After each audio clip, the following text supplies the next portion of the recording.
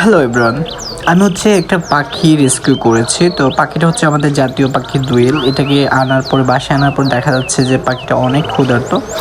তো কি করব, তাই কিছু পরিমাণ চাল দিচ্ছিলাম, খাচ্ছিল না। ধান দিলাম, তাও খাচ্ছে না। তারপর চেষ্টা করলাম, তাহলে হচ্ছে চালগুলোকে নিজের মুখে নিয়ে ভেঙে ভেঙে দিয়েছিলাম। তখন দেখছি হা করে দেওয়ার পরে খাওয়ার অল্প অল্প করে খাচ্ছে। তো এটা বারবার দিচ্ছিলাম, দেওয়ার পরে পানি দিলাম। অনেক পানি খেয়েছে, মানে মানে আমি কল্পনা করিনি যে পাখিটা এত পানি খাবে। অনেক পরিমাণে পানি খেয়েছে। খাওয়ার পরে ওকে ছাড়ার পরে দেখতে পেলাম ওর একটা ঠ্যাং ভেঙে গেছে, যার কারণে সে ঠিক করে দাঁড়াইতে পারতেছে না। তো যাই হোক, আমি হচ্ছে গিয়ে ঘরোয়া ট্রিটমেন্ট যেটাকে বলে, হলুদ প্লাস সাবান দিয়ে একটু গরম করে ওটার পায়ে লাগিয়ে দিয়ে দিয়ে ট্রাই করছিলাম যে যদি একটু ব্যথাটা একটু উপশম হয়, সেই জন্য ওইটা করলাম। আর সবচেয়ে বড় কথা হচ্ছে এত পরিমাণ পানি খাচ্ছিল, মানে সারাটা দিন ধরে সে ক্ষুধার্ত ছিল, পানি খায় না, সে প্রচুর পরিমাণে পানি খাচ্ছিল। দেখো, আমি অনেক সময় ধরে পানি এখানে ধরে আছে, সে কিন্তু খাইতেছে।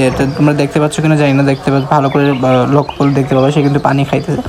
প্রচুর পরিমাণে পানি সে খাইতেছিল। তো যার কারণে আমিও বারবার পানি দিচ্ছিলাম। তারপরে হলুদ আর সাবান গরম করে যেটা লাগিয়ে দেওয়ার পরে দেখলাম অনেকটা সতেজ হয়েছে। কিন্তু দুর্ভাগ্যবশত হলো সত্য, আমি পাখিটাকে মানে কি বলে বাঁচাইতে পারিনি। রাতে খাঁচার মধ্যে রেখেছিলাম, ধান প্লাস চাল দিয়ে রেখেছিলাম। দেখলাম যে খাচ্ছে না। সকালে উঠে ঘুম থেকে উঠে দেখি যে সে জীবিত আছে, মানে বেঁচে আছে। তো প্রায় 12টা-1টার দিকে হঠাৎ করে দেখলাম যে সে মানে মারা গেছে। সেটা অনেক খারাপ লেগেছিলো আমার। যাই হোক, আমি আমার সাধ্যমতো চেষ্টা করেছি। এখানেই আমার একটু ভালো লাগছিল যে আমি তো চেষ্টা করেছি, বাট ওর হায়াত নেই, যার কারণে মারা গেছে। তো জাতীয় পাখি একটা। থ্যাংক ইউ সবাইকে।